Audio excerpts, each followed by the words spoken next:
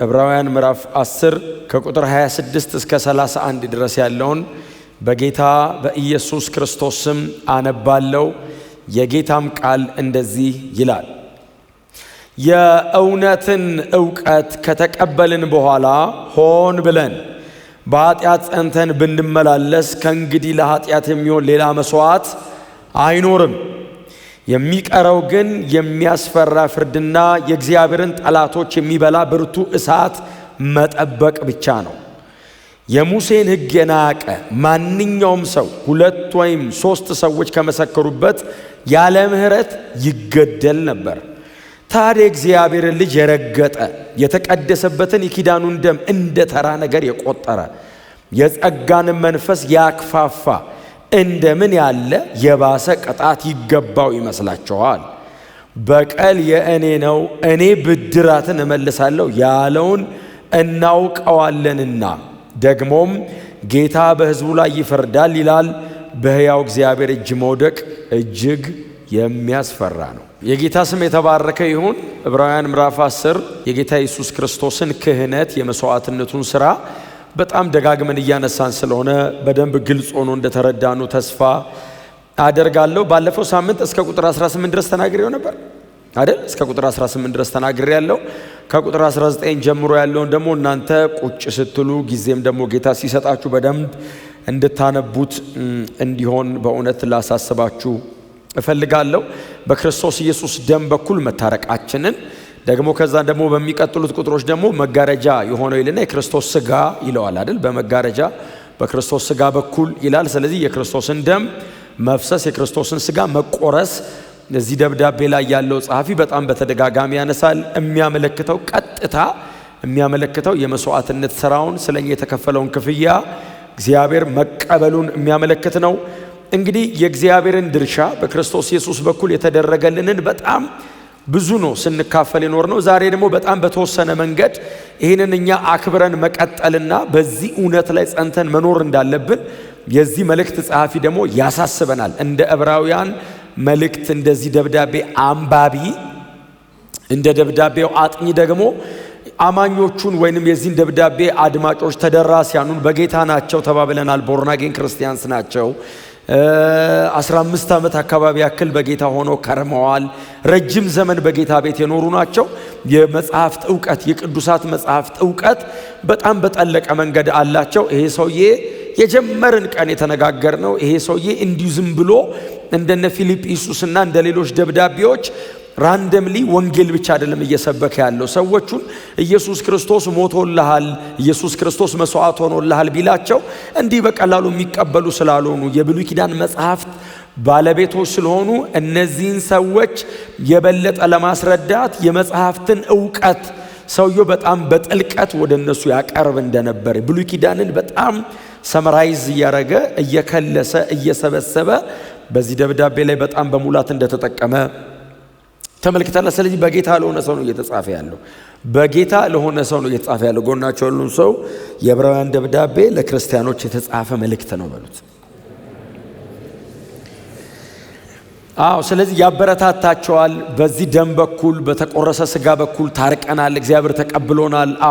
ስለዚህ የተቀበላችሁትን ነገር በጣም አክብራችሁ ጠብቃችሁ ደግሞ እርስ በርስ በጣም እየተያያችሁ ህብረት እያደረጋችሁ መሰባሰባችሁን ሳትተዉ ቶሎ ቶሎ እየተገናኛችሁ በጣም ቶሎ ቶሎ ህብረት እያደረጋችሁ ኑሩ፣ ቆዩ፣ ክረሙ። ይሄ እውነት እናንተ ጋር የሚቆየው ለብቻችሁ ብቻ ሸሽጋችሁ ይዛችሁት ሳይሆን በህብረትም በአንድነትም በቤተ ክርስቲያን እንደዚህ ደግሞ ቶሎ ቶሎ በመገናኘትና በመሰባሰብ ነው እያለ ይመክራቸዋል አይደል? አሁን በቤተ ክርስቲያን እንደነዚህ ያሉ መሰባሰቦችን በጣም ኢንካሬጅ ያደርጋል ይሄ ደብዳቤ።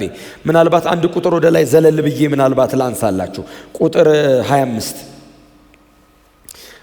ምንድነው የሚለው? አንዳንዶች ማድረጉን እንደተዉት መሰባሰባችንን አንተው ይልና ይልቁንም ቀኑ እየተቃረበ መምጣቱን ስታዩ እርስ በርሳችን እንበረታታ፣ ስለዚህ አንዳንዶች እንደዚህ ማድረጉን ትተውታል ነው አይደል እያላችሁ ያለው። ምን ማለት ነው? አሁን አንዳንዶች መሰብሰብ ትተዋል ማለት እየተወራ ያለው ቤተክርስቲያን ነው። ስለዚህ አሁን አንዳንዶች ከቅዱሳን ጋር ጤናማ የሆነውን ይሄንን ህብረት ማድረግ ትተዋልና እንደተዉት እናንተ እንዳትተዉት፣ ይልቁንም ዘመኑ እያለቀ እየቀረበ እንደሆነ ስታውቁ ከፊት ይልቅ እየተገናኛችሁ አንዱ ሌላውን ያበረታታ። ክብር ለእግዚአብሔር ይሁን። አንዱ በአንዱ ውስጥ ያለውን ጸጋ ኢንከሬጅ ያርግ። አንዱ በአንዱ ውስጥ የተቀመጠውን ይህንን የዘላለም ሕይወት ኢንከሬጅ ያርግ። አይዞ ይበለው፣ ያበርታው፣ ይደግፈው፣ ይጸልይለት፣ ያበረታታው፣ የእግዚአብሔርን ቃል ሼር ያርገው፣ ይተያዩ፣ ይገናኙ፣ ህብረት ጨምሩ ማለት ነው። አሁን ይህንን ነው አይደለ ይሄ ሰው የሚለው። ትተዋል አንዳንዶች ናስቲ ቅዱሳን ህብረት ስትለው ባክምን ያረግልኛል እኔ ዝም ብዬ እየጸለይኩ እየጾምኩ ራሴ እየተጋው እኖራለሁ ይላሉ። እነሱ እንደዛ እንደተዉት እናንተ እንዳትተው። የግል ጸሎት፣ የግል ዲቮሽን ራሱን የቻለ አንተና እግዚአብሔር መሃል ያለ የምትጠቀምበት ነገር ነው። በመገናኘት መካከል በህብረት መካከል ያለው በረከትና ህይወት ደግሞ ህብረት መሃል ብቻ ነው ያለው። ለብቻ አታገኘውም። አንዳንዶች እንደተዉት እናንተ እንዳትተው። ስለዚህ በጣም አክቲቭ ሆናችሁ ዩቲዩብ ላይ ብቻ የምትከታተሉ ሰዎች በአካል እንፈልጋቸዋለን። መሬት እንፈልጋቸዋለን። አየር ላይ የምትኖሩ ሰዎች መሬት ውረዱ።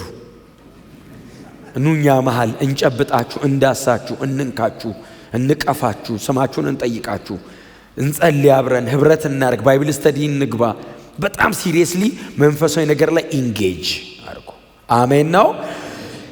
አይ ቲንክ የዕብራውያን ተደራሲያን ከዛ ምን ይላሉ? አሜን ይላሉ። አሁን ቸርች ነው ኦልሬዲ ያሉት እነሱ እና ህብረታቸውን እያበረታታ ነው። ከፊት ይልቅ በጣም ቶሎ ተገናኙ የሚላቸው ለምንድን ነው? ቀኑ እያለቀ እየተጠናቀቀ ጌታ ሊመለስ በደጅ እንደሆነ ይህንን እያስተዋላችሁ ስትሄዱ እንደውም ከፊት ይልቅ በጣም ቶሎ ተገናኙ። ለምን? ሰይጣን ጊዜው እንዳለቀ አውቆ ሊያጠፋ ወደ ምድር ወርዷል። መጽሐፍ ቅዱስ እንደሱ አይደል የሚለው? ጊዜው እንዳለቀ አውቆ ሊያጠፋ ወደ ምድር መጥቷል። ሊያጠፋ ዲስትራክት ሊያደርግ። አንዱ ምንድነው ዲስትራክት የሚያደርገው? ከቅዱሳን ህብረት መካከል ነቅሎ ያወጣል ለብቻ። አሴሮሪንግ ላይን ነው አይደለ? አሁን መጽሐፍ ቅዱስ የሚለነው ሰይጣን አሁን የሚያገሳ አንበሳ ሳይሆን እንደሚያገሳ አንበሳ ነው። የሚያገሳ አንበሳ አይደለም ሰይጣን። እንደ ከሆነ አክት ያደርጋል ነው። አንበሳ ምንድን ነው የሚያደርገው?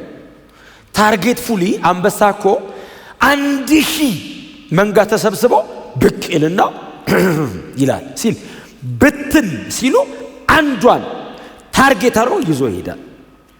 ልክ እንደዛ ከመሃል ነው ነጥሎ የሚያወጣው። ስለዚህ ልክ የመጨረሻው ሰዓት ላይ ታርጌት ፉል የሚሰራው ከህብረት መሃል ነው ገንጥሎ የሚያወጣ፣ ከጸሎት መሃል ነው የሚያወጣ፣ ከእንደዚህ አይነት ነገር ውስጥ ነው የሚያወጣ። ለብቻ ትችላለህ ይልሃል። እኛ በጌታ ነው የምንችለው። ቀጥሎ በህብረት ደግሞ እናድጋለን። ክብር ለኢየሱስ ይሁን። ከዛ በኋላ ይቀጥላል። ይሄኛውን ሐሳብ በቃ ልክ እንደ እንትን ነው አይደለም የሚሰጣችሁ። ድንገት መሃል ላይ የክርስቶስ የመስዋዕትነት ሥራና የኛ ኃላፊነት መሃል መሰባሰባችሁን እንዳትተው ሲላቸው ሰዎቹ አሜን ይላል። ሊቀጥል ነው ብሎ ሲያስቡ ቁጥር 26 ላይ ምንድነው የሚለው? የእውነትን ዕውቀት ከተቀበልን በኋላ ሆን ብለን በኃጢአት ጸንተን ብንመላለስ ከእንግዲህ ለኃጢአት የሚሆን ሌላ መስዋዕት አይኖርም። ቃሏን በደንብ እንያት። ምንድነው የሚለው? የእውነትን ዕውቀት ከተቀበልን በኋላ ብሎ ምንድነው የሚለው? ሆን ብለን የምትል ዴሊበሬትሊ ኢንቴንሽናሊ ማለት ነው። አሁን ድንገት ስቶ ደክሞ የወደቀ አይነት ሰው ሳይሆን ሆን ብለን በኃጢአት ጸንተን ብንመላለስ መቼ? የእውነትን ዕውቀት ካወቅን በኋላ፣ የእውነትን ዕውቀት ከተቀበልን በኋላ። የእውነት ዕውቀት ወንጌል ነው። የእውነት ዕውቀት ክርስቶስ ነው። ይሄ ብርሃን ነው። ይሄ መገለጥ ነው። ኦልሬዲ ክርስቲያኖች ናቸው። የእውነትን ዕውቀት ከተቀበልን በኋላ ስለዚህ የእውነትን ዕውቀት ለተቀበሉ ሰዎች ነው የተጻፈው። የእውነት ዕውቀት የውሸት ዕውቀት የሚባል አለ አይደል? ሁለተኛ ጢሞቴዎስ ላይ ጳውሎስ የተጠቀመው የውሸት ዕውቀት የሆነ እንደውም ሁለት ነው የፍልስፍና ጽንፍ ጳውሎስ የውሸት ዕውቀት ነው ይለዋል። ይሄኛውስ የእውነት ዕውቀት የተባለው ሕይወት የሚገኝበት ትምህርት ማለት ነው። ሳውንድ ዶክትሪን ማለት ነው። ሕይወት የሚገኝበት ትምህርት፣ የእውነት ዕውቀት ሕይወት የሚገኝበት ትምህርት። ጳውሎስ እያወራ ያለው ሕይወት ስለሚሰጥ ጤናማ እውነት እያወራ ነው። የእውነት ዕውቀት አንደርስታንዲንግ፣ ወንጌል ገብቶት ሰው፣ እውነት በርቶለት ሰው፣ የእግዚአብሔር ፈቃድ የተገለጠው በልጁ በክርስቶስ ኢየሱስ በኩል ያለው የእግዚአብሔርን ማዳን ሰው ከተገነዘበ በኋላ የእውነት ዕውቀት ማለት ኢየሱስ ስለ ኃጢአት ሕይወቱን እንደከፈለ ሰው ከገባው በኋላ እግዚአብሔር ኃጢአት ላይ ምን ያክል ሲሪየስ እንደሆነ ሰው አንደርስታንድ ካረገ በኋላ ሰው እግዚአብሔርን ካወቀ በኋላ እግዚአብሔር በምህረቱ ወደር የሌለው እጅግ በጣም መሐሪ ለምህረቱ ማብራሪያ የሌለው አምላክ ነው። በዚያው መጠን ደግሞ እጅግ ቅዱስ ጻድቅና ኃጢአትን የማያልፍ ደግሞ አምላክ ነው። ይህንን ሰው ካወቀ በኋላ የእውነትን ዕውቀት ከተቀበልን በኋላ ሆን ብለን ከባድ ቃል አይደለች ብቻ ዴሊብሬትሊ ሆን ብለን በኃጢአት ጸንተን ብንኖር። አሁን ሃማርቲያኖስ ነው የሚለው ቃል። ሃማርቲያ ማለት ኃጢአት ማለት ነው። ሃማርቲያኖስ ማለት ካራክተር ብናረገው ባህሪያችን ቢሆን በዚያ ለመኖር ብንወስን ምን ማለት ነው? እግዚአብሔር የገለጠልኝን ይሄንን እውነት የዚህንም የእውነት ዕውቀት ብገፋው ማለት ነው። አንድ ቃል ትዝ አለኝ። ቲቶ ምዕራፍ 1 የመጨረሻው ቁጥር ላይ እናንብብላችሁ። ቲቶ የሚባል አንድ ግለሰብ ነበር። እዛ ቀርጤስ የሚባል አገር ጳውሎስ ትቶት የሄደ ልጅ። ቲቶ 1:16 እግዚአብሔርን እናውቃለን ይላሉ፣ ዳሩ ግን በተግባራቸው ይክዱታል። አጸያፊዎች፣ የማይታዘዙና ለበጎ ሥራ የማይበቁ ናቸው። እዛ እናንተ ያዛችሁ ትርጉም ላይ እግዚአብሔርን እንዲያውቁ በግልጥ ይናገራሉ፣ ከዛስ በሥራቸው ግን ይክዱታል። ድንገት አይደለም። አዎ ሆን ብለን እግዚአብሔር በዚህ የእውነት ዕውቀት እንድንኖር ጸጋ ጨምሮ ይስጣል። ማስተዋልን እግዚአብሔር ይስጣል። እና በጣም እያበረታታቸው ነው የመጣው። የክርስቶስን የመስዋዕትነት ሥራ እያብራራላቸው ነው የመጣው። እስከዚህኛዋ ቁጥር ድረስ እስከ ቁጥር 25 ድረስ 3 እና 4 ምዕራፍ ሙሉ የተከፈለ ክፍያ የተሰራ ሥራ ያ ሁሉ መስዋዕትነት የኢየሱስ ሳክሪፊሻል የሆነ ዴዝ ክሮስ በጣም ነው ያብራራው። ከብሉይ ኪዳን የክህነት መስዋዕትነት አንጻር ሰዎቹ ገብቷቸዋል። ኦሬዲ ይሄ የእውነት ዕውቀት ከገባን በኋላ እኔ ከዚህ በፊት ሰምቼ አላቅም ቢል አንድ ሰው ከዕብራውያን ምዕራፍ 7 ጀምሮ እስከ ምዕራፍ 10:25 ድረስ ራሱ ካነበበ ኦሬዲ የእውነት ዕውቀት ውስጧል። ይህንን የእውነት ዕውቀት ከተቀበልን በኋላ ሆን ብለን ከዛ ምንድን የሚል ሆን ብለን ካለ በኋላ በኃጢአት ጸንተን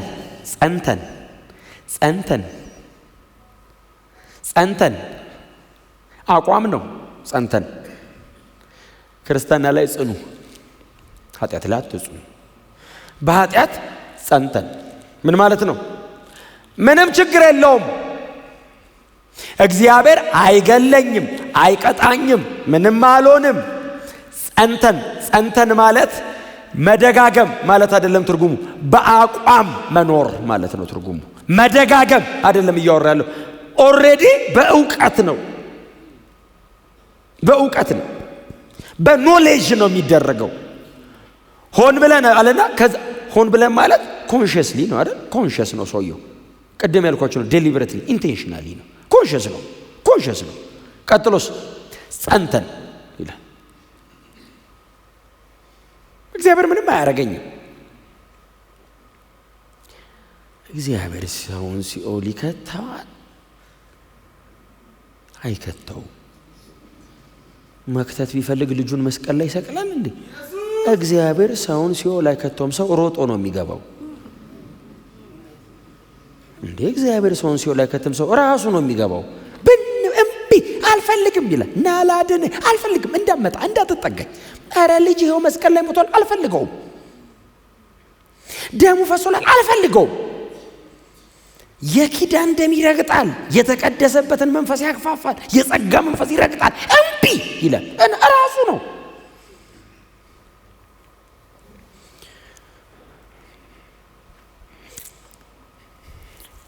ግን ምን እናርገው እስቲ? አሁን እሺ ቆይ ምን እናርገው? እኔ እዚህ በእውነት ምዕራፍ ውስጥ ባይኖር አላነሳው። ለመጽሐፉ ግን ታማኝ መሆን የለባችሁ? ዕብራውያን አሁን የክርስቶስ መስዋዕትነት ሲባል እንደዚህ ጥቅጥቅ እያላችሁ ነው የተማራችሁት። ታዲያ ይህንን መስዋዕትነት የሚንቅ ሲባል ደግሞ ባዶ ይሆናል እንደ ይሄ ቤት? አንንቅም ብለን ነው የምንቀጥለው። አሜን በሏ። አክብረን የኢየሱስን የመስቀል ሥራ አክብረን ለተሰራው ሥራ ምላሽ እየሰጠን እንኖራለን። ክብር ለኢየሱስ ይሆን። ሰው ሊደክም ይችላል። ኦብቪየስሊ ሰው ነው፣ ሊደክም ይችላል፣ ይስታል። ኦፍኮርስ ይስታል። ምን ጥያቄ ያለው? ሰው የሆነ ነገር ሊያበላሽ ይችላል። ኢንቴንሽናሊ ግን ሆን ብሎ በተቀናጀ መንገድ ፕላን አድርጎ ዲዛይን አድርጎ እያደረገ ቀጥሎ ጸንቶ በዛ ላይ የሚሄድ ከሆነ በጣም ከባድ። አንዳንዶች ምን ይላሉ? እንደዚህ የሚያደርገው ሰውዬ እኮ አሁን የተጻፈው በጌታ ላልሆነው ሰው ነው ይላሉ። ቢሆን በእውነት ነው የምላችሁ እንደኔ ደስተኛ የለም ነበር በጌታ ላልሆነው ሰው ቢጻፍ ኖሮ። ግን ክፍሉ ምንድነው የሚለው? የእውነትን ዕውቀት ከተቀበልን በኋላ ኦሬዲ የእውነት ዕውቀት የተቀበለ ሰውዬ ነው። ጌታን የተቀበለ ሰው ነው። ሌላ የእውነት ዕውቀት አለ እንዴ? ቸርች እኮ ያለው የእውነት ዕውቀት ኒውክሌር ሳይንስ አይደለም። መሬት ዘመም ብላ ወደ ግራ ነው ወደ ቀኝ ነው የምትሽከረከረው። ይሄ አይደለም የእውነት ዕውቀት ለኛ። እሱ ፋክት ነው። ትሩዝ ለኛ ወንጌል ነው። ወንጌል ጎስፕል። እስቲ አሜን በሉ። ኢየሱስ መስቀል ላይ ስለ ኃጢአቴ ሞቷል፣ በክርስቶስ ኢየሱስ በማመን የዘላለም ሕይወት አግኝቻለሁ። ይሄ ነው የእውነት ዕውቀት። ይሄንን ከተቀበልክ በኋላ ሆን ብሎ ሰው በኃጢአት ጸንቶ ከዛስ ቢመላለስ ምን ማለት ነው? ወክ ጸንቶ አቋም ይዞ ስታንዴ ነው ብሎ ቢኖርበት፣ ንስሐ ባይኖር፣ መመለስ ባይፈልግ፣ ባይወቀስ፣ ባይጸጸት፣ እምቢ ቢል፣ እልከኝነቱ ከኢየሱስ ደም ከመንፈስ ቅዱስ ምክርና ወቀሳ ከበለጠበት፣ እስቲ ለሰው ጀጅ እያረጋ አይደለም አይደል? ቁጥር 26 እኮ ጀጅ እያረጋ አይደለም፣ ጀጅ እያረጋ አይደለም አይደል? አሁን እየፈረደበት አይደለም ሰውየው ላይ። ምንድነው የሚለው? አሁን በዚህ አይነት መንገድ ጸንተን ብንመላለስ ይልና ከእንግዲህ ለኃጢአት የሚሆን ሌላ መስዋዕት የለም አይደለም፣ አይኖርም፣ እንዳታስበው። አሁን ሰው በዚህ አንደርስታንዲንግ ውስጥ ሆኖ ኃጢአት እየሰራ ቢኖር ከዛ በኋላ ሌላ ቻንስ አለ ቢል፣ አሁን ሰውየው እያወራ ያለው በጣም ሲሪየስሊ ስሙኝ፣ የክርስቶስ ኢየሱስን ደም ከመናቅና የተሰራውን የመስዋዕትነት ሥራ ከማክፋፋት አንጻር ነው እየተነሳ ያለው ክፍሉ። ደክሞ ኃጢአት ሰርቶ ተጸጽቶ ንስሐ ስለሚገባው ሰው አይደለም አይደል እያወራ ያለው። ኢየሱስ አይበቃኝም የሚል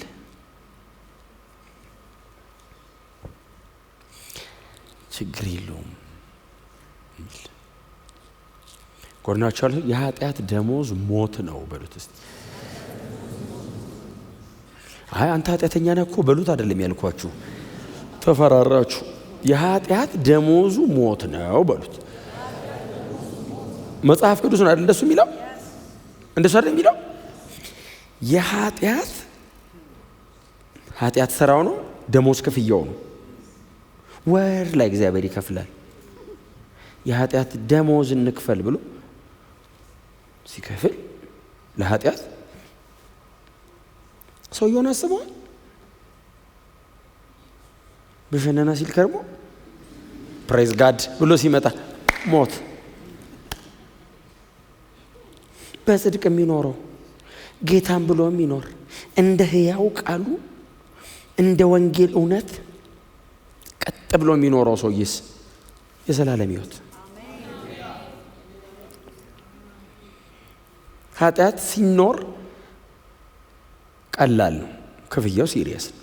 ጽድቅ ሲኖር ቀላል አይደለም፣ ክፍያው ዘላለማዊ ረፍት ነው። ሁለቱም ዘላለምን ነው አይደል? ዘላለም ላይ ነው ኢፌክቱ፣ መሬት ላይ አይደል? ዘላለም ላይ በሰጋ የሚኖር መበስበስን፣ በመንፈስ የሚኖር ሕይወትን። እንደነዚህ አይነት ክፍሎችን በፍጹም ዲናይ እንዳታረጓቸው፣ ዲናይ እንዳትክዷቸው እውነት ስለሆኑ። አሜን ነው። አንዳንዴ እነዚህ ጭፍልቅ አድርገናቸው መሄድ ያምረናል። ወዴት? መጽሐፍ ቅዱስ የሚያስተምረው ትምህርት ነው። እግዚአብሔር በጣም ሲሪየስ ነው። ድሮም ዘንድሮም እግዚአብሔር በጣም ኃጢአትን እንደዚህ አያልፍም። አሁን በምንድን ነው ምህረት? በክርስቶስ ደም። ያንን የክርስቶስን ደም ካክፋፋስሰው የተሰራውን ስራ እምቢ ካለስ ያንን ሊወቅሰው የተሰጠውን የዘላለምን የሕይወት የጸጋ መንፈስ ከረገጠ ሌላ የለም። ለኃጢአት የሚሆን ሌላ መስዋዕት አይኖርም። ክብር ለእግዚአብሔር ለአምላካችን ይሁን። አንድ ክፍል እናንብብ። ሮሜ ላይ ሄደን እናንብብ እስቲ። ሮሜ 13:14 ምንድን ነው የሚለው? ይልቁንም ጌታ ኢየሱስ ክርስቶስን ልበሱት ይልና ምኞቱን የሚፈጽም ዘንድ ለሥጋ በሐሳባችሁ አትመቻቹለት። ምኞቱን ይፈጽም ዘንድ በሐሳብ ለሥጋ አትመቻቹለት። ምንድነው የሚላቸው? በኃጢአት ጸንተን ብንመላለስ። ሮሜ ላይ ጳውሎስ ምንድነው የሚለው ደግሞ? አትመቻቹ። ቆንጆ ቃልች። አትመቻቹለት። ሊመታ ሊሰድ ሲል ፉትሆልድ አታዘጋጅ። እግርን ከፍተ ከቆምክ እግሩን ማስገቢያ ስለሚያገኝ ይገለብጥሃል። ስለዚህ ተስተካክለ ቁም። አትመቻችለት ለእንዲጥለ እንደዚህ ብለ ቁም። እግር ማስገቢያ ግራውንድ አይኖረውም። አትመቻቹለት ማለት ሪላክስ አታርግ፣ ፍለፍ ሬዲ ሁን። እስቲ አሜን በሏ። ለምን? ግጥሚያ ነው፣ ትግል ነው። ሥጋ ምኞቱን እላይ ላይ እንዲፈጽመው አትመቻች። ኮራፕትድ ነው ሰውነትህ። ከጽድቅና ቅድስና በላይ ለኃጢአት በጣም በጣም በጣም ቅርብ ነው። በንጽህና ለመኖር ነው ዋጋ የምትከፍለው። ኃጢአት ለመስራት ቅንጣት ታክል ዋጋ አትከፍልም። ከሰራ በኋላ ነው ዋጋ የምትከፍለው። ለመስራት ኃጢአት ዋጋ አያስከፍልም። በንጽህና መኖር ነው ዋጋ የሚያስከፍልህ።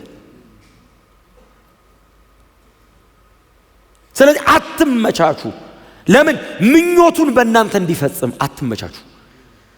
ይፈልጋል። ከያዘ በኋላ የፈለገውን ያደርጋል ባንተ። የጽድቅ የጦር ዕቃ ነው መሆን ያለበት አካላችሁ ይላል። አሜን ነው። ያዕቆብ ምዕራፍ 1 ላይ ነው ማንም በእግዚአብሔር እፈተናለሁ አይበል የሚለው።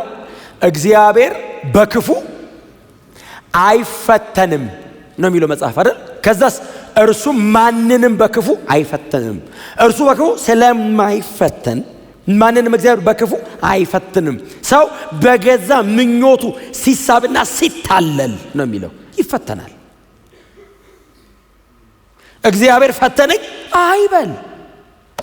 እግዚአብሔር ቴምት አያረግህም። ካረገ ቴስት ነው የሚያረግህ። እግዚአብሔር ለመጣል ማንንም ታርጌት አያረግም። መብሰልህን ግን ቼክ ያረጋል። ቴስት ነው። ሰይጣን ነው ቴምት የሚያረገው ሰውን። ጌታችንን እንደሞከረው ኢየሱስን ሞከረው። እንኳን ኢየሱስ ሆነን ሞከረው ባይዘው ይመጣና ራበህ እንዴ ነው የሚለን እኮ ሲመጣ። ኢየሱስ ተርቦ አይደል እንደ የመጣው? ኢየሱስ ጋር መጣን፣ ድንጋዩን ዳቦ አድርገዋል። የመጀመሪያው ሰው በሚበላ ነው የወደቀው። ሁለተኛውም ሰው ጄኒዩን የሆነው ንጹህ የሆነው ሰው ሲመጣ የሚበላ ነው። የመጀመሪያው ፈተና የሚበላ ነው። ባይዘው የመጀመሪያውን ጥሎታል፣ ተሳክቶ። ሁለተኛና ሶስተኛ አልፈተነውም። በመጀመሪያው ነው ጠብ ያለው የመጀመሪያው ሰው። የድሮ የቀድሞው አባታችን አንቀይረናል። እኛ በጌታ ነን። ኧረ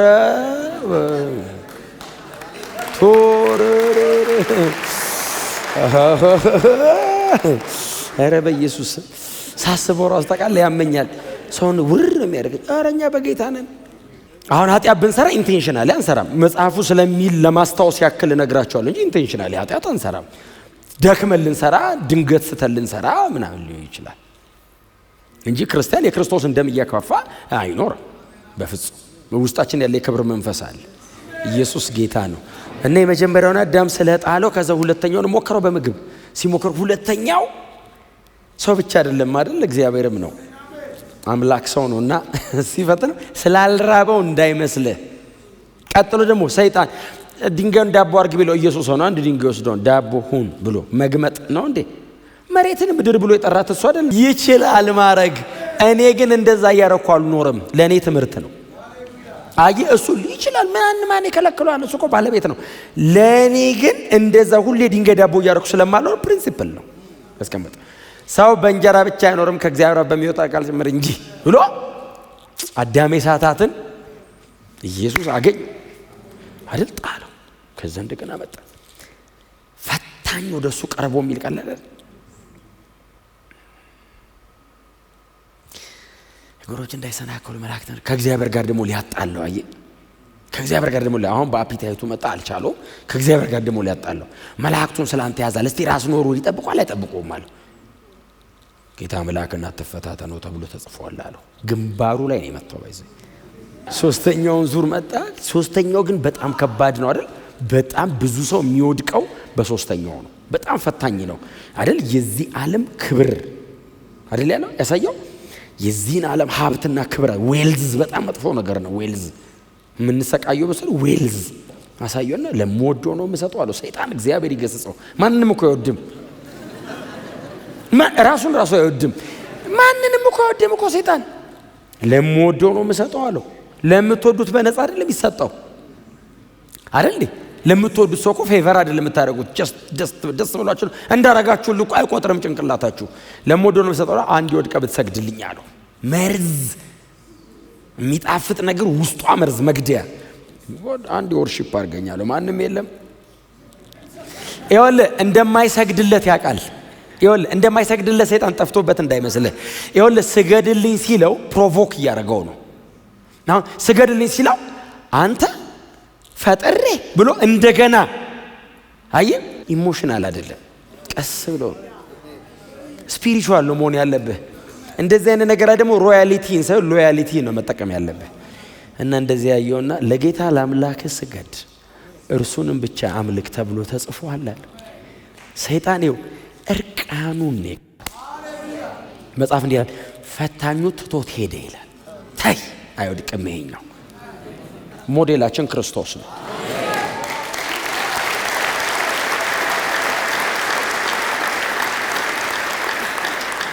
ኢየሱስ ለዘላለም ጌታ ነው። ስለዚህ ቦርናጊ የሆነ ክርስቲያን በእግዚአብሔር አይፈተንም። ራሱ ግን በምኞቱ ሲሳብና ሲታለል በኃጢአት ይፈተናል። እና ፕሮቴክት አርግ ምኞት ኃጢአትን፣ ኃጢአት ሞትን አይደለም የሚለው። ምኞት ዘር ነው፣ ኃጢአት ጽንስ ነው፣ ሞት የሚታቀፈው ነገር ነው። ታዲያ ግደለው ነው አይደል? ግደለው። ልክ ሲመጣ ኖ የሆነ ስቴፕ ኖ ኖ ኖ። እስቲ አሜን በሏ። ከዛ የምትቀጥለውን ቁጥር ልንገራችሁ። ቁጥር 27 የሚቀረው ይልና የሚያስፈራ ፍርድና የእግዚአብሔርን ጠላቶች የሚበላ ብርቱ እሳት መጠበቅ ነው። በእውነት የከባድ ነገር ነው። አንድ ጥቅስ ላንብብላችሁ። ሁለተኛ ተሰሎንቄ ምዕራፍ 1 ላይ ቁጥር 6 እስከ 9 ብናነበው ደስ ይለኛል። ሁለተኛ ተሰሎንቄ ምዕራፍ 1 የእግዚአብሔር ጠላቶችን የሚበላ እሳት አይደል? የሚያስፈራ ፍርድ፣ ቀጥሎስ የእግዚአብሔርን ጠላቶች የሚበላ እሳት ነው። ከዛ በኋላ ለኃጢአት የሚሆን መስዋዕት የለም። ሰው በኃጢአት ጸንቶ ከኖረ፣ አመፀኛ ከሆነ፣ እምቢ ካለ፣ የእግዚአብሔርን ወንጌል እምቢ ካለ፣ ቃሉን ከናቀ፣ እንደ እግዚአብሔር ቃል አልኖርም ካለ የሚያስፈራ ፍርድና የእግዚአብሔርን ጠላቶች የሚያቃጥል ብርቱ እሳት። ሁለተኛ ተሰሎንቄ ምዕራፍ 1 እግዚአብሔር ጻድቅ በመሆኑ መከራን ለሚያመጡባችሁ መከራን ይከፍላቸዋል። መከራን ለተቀበላችሁት ለእናንተም ሆነ ለእኛ ደግሞ ዕረፍት ይሰጠናል። ይህም የሚሆነው ጌታ ኢየሱስ በሚንበለበል እሳት ከኃያላን መላእክት ጋር ከሰማይ በሚገለጥበት ጊዜ ነው። በዚያን ጊዜ እግዚአብሔርን የማያውቁትንና ለጌታችን ለኢየሱስ ወንጌል የማይታዘዙትን ይበቀላል። እነርሱም ከጌታ ፊትና ከኃይሉ ክብር ተወግደው በዘላለም ጥፋት ይቀጣሉ። የሚቀጡትም በቅዱሳኑ ዘንድ ሊከብርና በሚያምኑበትም ሁሉ ዘንድ ሊገረም በሚመጣበት በዚያን ቀን ይሆናል። እናንተ ከሚያምኑት መካከል ናችሁ፣ ምስክርነታችንን ተቀብላችኋልና። እነማን እንደሚጠፉ እነማንን እንደሚበቀል እግዚአብሔርን የማያውቁትን ለጌታችን ለኢየሱስ ወንጌል የማይታዘዙትን እነሱን እግዚአብሔር ይበቀላቸዋል። የእግዚአብሔር ጠላት ተብሎ የተጻፈው ማን ነው? ወንጌልን እምቢ ያሉ ሰዎች። የእግዚአብሔር ወዳጅ የምንሆነው በወንጌል በኩል ነው። እግዚአብሔር ልጆች ያደረገን በክርስቶስ ኢየሱስ በኩል ነው። እሱን ሰው እምቢ ካለ የእግዚአብሔር ጠላት ነው። እግዚአብሔር እድል ሰጥቷል ወይ? ጌታችን ኢየሱስ ክርስቶስ ተመልሶ እስኪመጣ the longest dispensation አይደል? የመጨረሻው ዘመን የሚባለው በጣም ረጅሙ ዘመን፣ ከዘመናት ሁሉ ረጅሙ ዘመን ይሄ የመጨረሻው ዘመን ነው። ይሄው እግዚአብሔር እድል እየሰጠ እየተናገረ 2000 ዓመት አለፈው።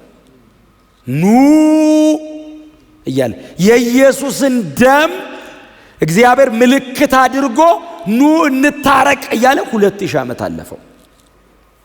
አሁንም ጌታችን ኢየሱስ ክርስቶስ ተመልሶ እስኪመጣው እግዚአብሔር የምህረት በሩ የተከፈተ ነው። ኢየሱስ መቼ ተመልሶ እንደሚመጣ ግን አናውቅም። ዛሬ ቢመጣስ እድሉን መጠቀም ነው። አሜን ነው። ዛሬ ወንጌል ከሰማው መመለስ ነው ቶሎ።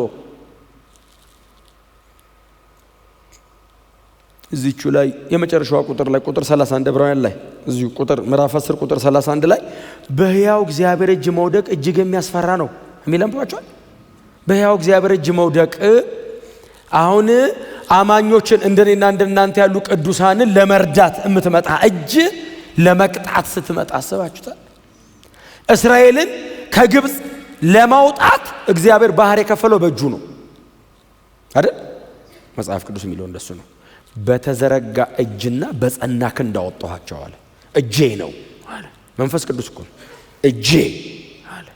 እጄ ባህር ከፍላ በደረቅ መሬት እለፉ እለፉ እለፉ አለች። እቺ እለፉ ያለች እጄ ፈርዖንና ሰራዊቱን እዛው እግዚአብሔር ባይዘው እስራኤልን ነፃ አውጥቶ ሄዶ ፈርዖንን ለማሳት ተመልሶ አይደለም የመጣው። በዛው አንዱን ባሻገረበት እጅ ነው። አያባክንም። እምቢ ካለኝ ሰው በቃ እኔ አይደለሁም ጠላት ያልኩት እሱ ነው አልፈልግም ያለኝ አልወድህም ያለኝ። ስለዚህ የእግዚአብሔር ጠላቶች የሆኑ ደግሞ በመጨረሻው ሰዓት ላይ እግዚአብሔር ለሰው አላዘጋጀውም። ለሰይጣንና ለመላእክቱ የተዘጋጀ እኮ ነው ያከፉ ቦታ። በጣም አስፈሪ ቦታ ነው ሲኦል። ሪቢሊየስ ከሆነ በቃ ምንም ይሄው መጽሐፍ ቅዱስ ነው የሚነግር። ክብር ለኢየሱስ ይሁን። ጀስት ኮንሽስ እንድትሆኑ ሪማይንድ እያረኳችሁ ነው። ከዛ የሚቀጥሉ ቁጥሮች እናንብባቸው። 27 28 29 እናንብባቸው። የሙሴን ሕግ የናቀ ማንኛውም ሰው 2 ወይም 3 ሰው ከመሰከሩበት ያለ ምህረት ይገደላል። ምን የናቀ? የሙሴን ሕግ ባይዘው ያልጠበቀ አይደለም የሚለው የናቀ አለመጠበቅ ድንገት ተሳስቶ አይደለም ንቆ የሙሴን ሕግ የናቀ ሰው 2 ወይም 3 ምስክር ቆሞ ከመሰከረበት ያለ ምህረት ይገደል ነበር። ያንን በድንጋይ ጽላት ላይ የተጻፈ ሕግ ሰው ከናቀ እግዚአብሔር ምን ያህል ሲሪየስ እንደሆነ ነው የሚያሳየው። በጣም እኔ አለው በሕጌ በቅዱስ ቃሌ በእኔና በእናንተ መካከል ያለ የጋራ ነገራችን ባልቆጣው በዛ ልደራደርም። የሙሴን ሕግ የናቀ ሰው ከተመሰከረበት ይገደላል አለ። ይላሉ ዕብራውያን ናቸው። የሙሴን ሕግ ያውቃሉ። ቅዱሳት መጻሕፍትን ስለማይቀው የሙሴን ሕግ ንቄ በሆነ መንገድ ሸውጄ መግባት አልችልም። አይቻልም። የሙሴ ሕግን ሰው ንቆ እንደዚህ አይነት ፔናልቲ ሆነ የሚጠብቀው አለ። የዚህ ደብዳቤ ጸሐፊ አሁን እናንተ የሙሴን ሕግ ተጠብቃላችሁ አትጠብቁም ላይ አይደለም ያለው፣ የኢየሱስ ደም ጋር ሊመጣ ነው። ያንን በድንጋይ ላይ የተጻፈ ሕግ ሰው ንቆ ከተገደለ አለና የሚቀጥለው ቁጥር ታዲያ የእግዚአብሔርን ልጅ የረገጠ ማን ነው? እግዚአብሔር ልጅ የእግዚአብሔር ልጅ የረገጠ የተቀደሰበትን ኦሬዲ ሳንቲፋይ አርጎታል። ይሄ ደም የተቀደሰበትን የኪዳኑን ደም እንደ ተራ ነገር የቆጠረ ከእንስሳ ደም በታች ኖርማል ምንም እንደማይጠቅም አርጎ የቆጠረ እንደ ተራ ነገር የቆጠረ ከዛስ የጸጋንም መንፈስ ያክፋፋ እንደምን ያለ የባሰ ፍርድ። ያንን በድንጋይ ላይ የተጻፈ ነገር ያናቀ ከተገደለ የእግዚአብሔር ልጅ መርገጥ የተቀደሰበትን የኪዳን ደም እንደማይጠቅም መቁጠር የተካፈለውን የጸጋ መንፈስ ማን ነው? የጸጋው መንፈስ መንፈስ ቅዱስ ኢየሱስ ክርስቶስ እግዚአብሔር አብን ለምኖ እኛ ላይ የፈሰሰ መንፈስ ቅዱስ እግዚአብሔር ነው። እኔ ላይ የፈሰሰው ኢየሱስ አብን ለምኖ ምንድነው ያለው ጌታችን? እኔ እሄዳለሁ አባቴን እለምነዋለሁ አለ። እኔ አባቴን ስለምነው እሱ የእውነትን መንፈስ ይሰጣል። መንፈስ ቅዱስ እግዚአብሔር አብ ተለምኖ የወረደ ነው። እንዶ ዝም ብሎ ዘው ብሎ የመጣ እንዳይመስልህ። ኢየሱስ አብ ጋር ሄዶ በዓለ 50 ላይ ሲወርድ ከፋሲካ 40 ቀን ቆይቶ በ40ኛው ቀን ሄደ። በ50ኛው 10 ቀን ሲለምን ነበር ኢየሱስ ቆሞ አባቴ ብቻቸውን ነው ትቻቸው የመጣሁት። አይችሉትም ሰይጣንን ኃጢአት ምን ያህል ክፉ እንደሆነ በአዳም አይተሃል። ኧረ አይችሉትም እባክህ ቅዱሱን መንፈስ እግዚአብሔር መንፈስ ቅዱስን እባክህ አፍስስላቸው ሲል አብ ከሰማይ ጴጥሮስ እንዲህ አለ አፈሰሰው። እስቲ አሜን በሏ። ጴጥሮስ እኮ የሐዋርያት ሥራ ምዕራፍ 2 እኮ እንደሱ አይደል ያለው? እናንተ የምትሰሙትን የምታዩትን እግዚአብሔር አብ በኢዩኤል እንደተናገረ ከሰማይ አፍሳሽ አለ። መንፈስ ቅዱስ ፈሰሰ። አብ ገለበጠው ሳይለካ ሳይሰፍር። ብራዘር ምርጥ ስለሆንክ እንዳይመስልህ ከኢየሱስ የተነሳ ነው የተሰጠ። በፍጹም አንዳንድ ሰው እንደሚገባው የሚቆጥራል። እሱ ነው በይዞ የማክፋፋት። እኔ አይገባኝም ኢየሱስ ለምኖ ነው ስትል ምን እያልክ ነው? የመስቀል ሥራው ነው። የኪዳን ደም ማክበር ይሄ ነው። የእግዚአብሔር ልጅ ማክበር ይሄ ነው። በአንተ ልመና ነው የወረደልኝ እና ከወረደብህ በኋላስ ማክበር አለማክፋፋት። ማክፋፋት እንኳን መንፈስ ቅዱስ ይቀርና ሰው ብታክፋፋ ይለቃል እንዴ? ሰው ብታክፋፋው ማክፋፋት ከባድ ቃል ነው። ማክፋፋትን ቶ ሰው እያወራ ዝም ብትለው እስቲ መልስ አትስጠው። አሁን ቸርች ነው ያለን ምንም አትሉም እናንተ። ግን አሁን አንዳንድ ሰው እስቲ ይሄን ዕቃ ስጠኝ ሲልህ ጸጥ ብትለው ሁለተኛ ሲጠይቅ ድምፅ ቶኑ ይቀየራል። ስጠኝ አይደል እንደምልህ ምንም እኮ አላልከውም እኮ እያክፋፋው እኮ አይደለም ጸጥ እኮ ያልከው። ሶስተኛውስ እናንተ በጌታ ናችሁ ምንም አታረገውም። ይኸውልህ ከጸጥታ ተቀላለ አንተ ስትለው አልሰጥህም ይሻላል። ማክፋፋት ማለት ምን ማለት ነው? ንቀ አጠቅምም ስትለው መንፈስ ቅዱስ አይደለም የሚቀጣ አብ ነው የሚቀጣው። ለምን? በኢየሱስ ልመና የሰጠን እሱ ነው። መንፈስ ቅዱስስ የእውነት መንፈስ ነው። ቀጥሎ እያዘነ ይኖራል። እያዘነ ለዛ እኮ ነው ለቤዛ ቀን የታተማችሁበትን ቅዱሱን የእግዚአብሔርን መንፈስ አታሳዝኑ። እያዘነ ይኖራል። እያዘነ ማንም ይቀጣ የሰጣ አብ አለ ከሰማይ። ሂድ አብረሃቸው ኑር። እስከ መቼ ነው የሚኖረው? ለዘላለም አለ ኢየሱስ። እስቲ አሜን በሏ። ዓለም የማያየውና የማያውቀው የእውነት መንፈስ በእናንተ ውስጥ ለዘላለም ይኖራል ከእናንተ ጋር አብሮ። መቼ? ለዘላለም። ንጥቀት የሚከናወነው በመንፈስ ቅዱስ ነው። ጌታችን ኢየሱስ ደመና ድረስ ነው የሚወጣው። ከመሬት ይዞ ነው የሚሄደው። መንፈስ ቅዱስ ነው። የትንሣኤ ቀን አክቲቭሊ መንፈስ ቅዱስ አብ ከሰማይ ይጠብቀናል። ሙሽራው ልኮ ሙሽራው ሄዶ ወደ አባቱ ይዞ ይመጣል። አብ አዘጋጅቶ ምን ብሎ ሂድ ይለዋል። ደግሶ ይዛሃትን አብሉ ሙሽሪት መንፈስ ቅዱስ እያሰማመረ የሙሽሪት ቤተሰብ አይነት በእኛ ሳይድ ነው መንፈስ ቅዱስ ታውቃለህ። እስቲ አሜን በሏ። በእኛ ሳይድ ነው የአብን ቅድስና የሚመጥን የሙሽራውን ውበት የሚመጥን አድርጎ እያስተካከለ ይጠብቃል። ከዛ ሙሽራው ሲመጣ መንፈስ ቅዱስ እየዘመረ ይዞን። እስቲ አሜን በሏ። ሙሽሪትና ሙሽራው ደመና ላይ ይገናኛሉ። አቤት ጌታችንን የዛን ቀን አይኑን ባይናችን ፊት ለፊት መንፈስ ቅዱስ ስሙ ብሩክ ይሁን። እናመሰግንሃለን። የእግዚአብሔር መንፈስ እንዴት አይነት ፕሪሺየስ በጣም ውድ ነው ታውቃላችሁ። ምትክ የለው መንፈስ ቅዱስ። እንደ መንፈስ ቅዱስ ያለ የለም። በእኛ ውስጥ አለ። ማንም አይኖር፣ መንፈስ ቅዱስ አብሮ አለ። ማንም ይተውሽ፣ መንፈስ ቅዱስ ካንቺ ጋር አለ። እስከ መቼ? ለዘላለም። እና እሱን እያከበረሽ መኖር ነው። ማንም የፈለገውን ይሁን መንፈስ ቅዱስን አክብረሽ ለሱ ተጠንቀቀ። ጴጥሮስ ለምን ይመስላል የተገረፈው? ለጌታ ሲጠነቀቅ እኮ ነው የተገረፈው። ወንጌልን ተው አሉት። ኧረ አልተውም ኢየሱስ ብሎ ኢየሱስን ሊያዋርዱበት ሲል ጀርባውን ለጌታ ሲጠነቀቅ ነው ባይዘው በዘግዝቀው የተሰቀሉት። አላስነካም ድጋሚ። እስቲ አሜን በሏ። መንፈስ ቅዱስ የጸጋው መንፈስ ይላል ታውቃለህ። ዋው! ይህንን ሰው እንዴት ያክፋፋል! መንፈስ ቅዱስን የመሰለ ክቡር ጌታ ከየት ታመጣዋለህ? በገንዘብ አታመጣ፣ በዘር አይሰጥ፣ ከሰው መሃል ተመርጣ አይሰጥ። ኢየሱስን ብሎ ነው የመጣው።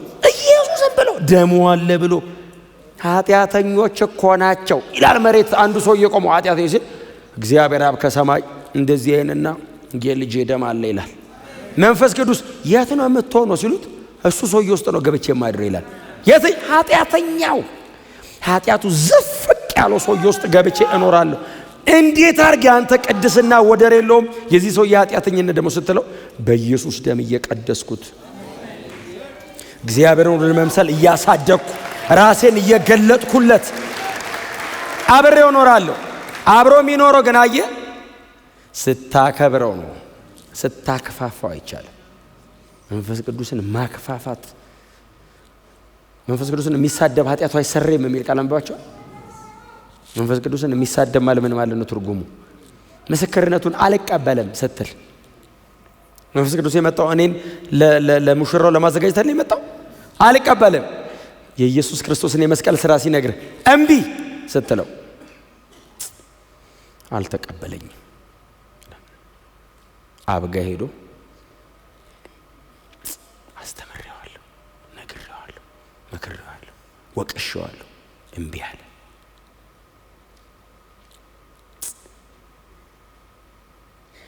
መንፈስ ቅዱስ እኮ በአማርኛ አይደለም እኮ የሚያስረዳ፣ ልብ ላይ እኮ ነው የሚፈሰው። ሰው ነግሮት የማይገባው ሰው መንፈስ ቅዱስ ሲነካው ዝርክርክ ነው የሚለው። ዝርክርክ አጥንት መቆም አይችልም። ልብህን ነው የሚያቀልጥ። ኃይለኛ ነገርን ነው የሚሰብረው። አትችልም። አርጊው አርገ እዚህ ጋር ስትሮንግሆልድ የሆነው ነገር መንፈስ ቅዱስ ሲመጣ ብትን ነው የሚያደርገው። እንደዚህ ተጠግቶ ውስጥህ ተቀምጦ ለልብህ እየተናገረ አልፈልግም እንዴት አርጌ ልንገርህ እኮ ነው የሚል። ቀጥሎ ከዛ እግዚአብሔር አብ በምን ልንገርህ? ልጄን ሰቀልኩትሽ ደጅ ነው። መንፈስ ቅዱስ ውስጥ ገባ። የውጭው አልገባ ቢለው ውስጥ ገብቷል። አው እንቢ። ከዛ ቀጥሎ ምንድነው የሚቀረው? በእግዚአብሔር እጅ ላይ መውደቅ። ኢየሱስ ዳግም ይመለሳል።